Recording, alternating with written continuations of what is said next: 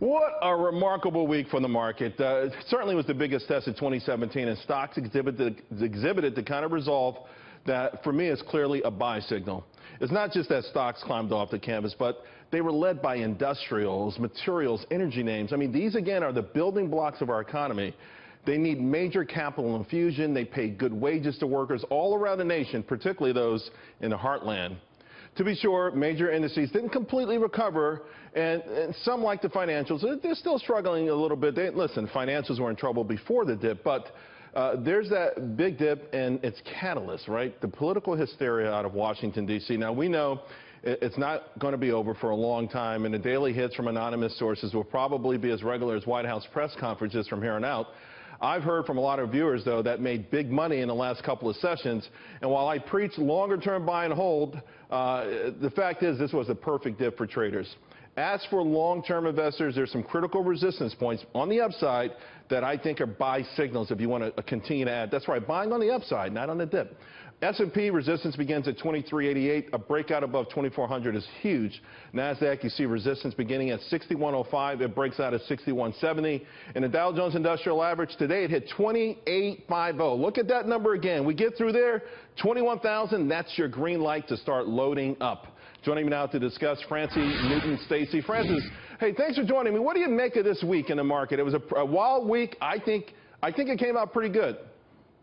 I think it came out great. Hi, Charles. Nice to see you. The thing that was interesting about this week is I think it was profit taking. There was a big gap up open on April 24th and April 25th, and traders like to go back and fill those gaps and take the profits. And of course, they blame the news from the White House, but I saw the technicals. So you think then that Wall Street was just looking for an excuse, and the final, whatever the news that came out 2 or 3 days ago was the final straw, or at least the final excuse for them to take some profits? Yes, I do. I actually think that was the case for this scenario. And I think it's evident by the way that it reversed once it closed those gaps that it was simply a technical move.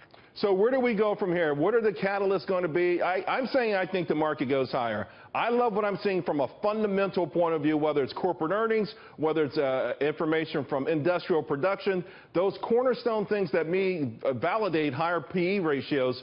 Where do you see this market going? So I agree with you throughout the summer. However, I do think that the Fed, they've basically stopped stimulating the economy with quantitative easing in 2014, which shrinks the aggregate money supply. That's how much money is in circulation per person. And then they've started sort of tightening the rates.